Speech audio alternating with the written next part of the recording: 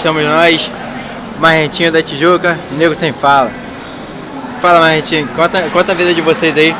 Olha, quando nós chegamos aqui, era mais ou menos há 14 anos atrás. Começamos a trabalhar.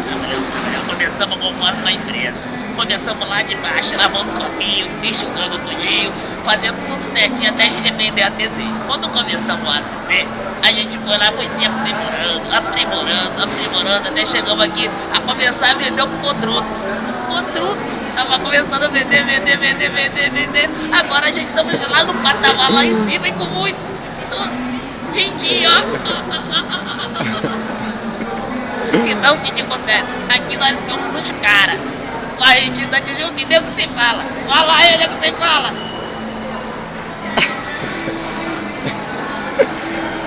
Lepo.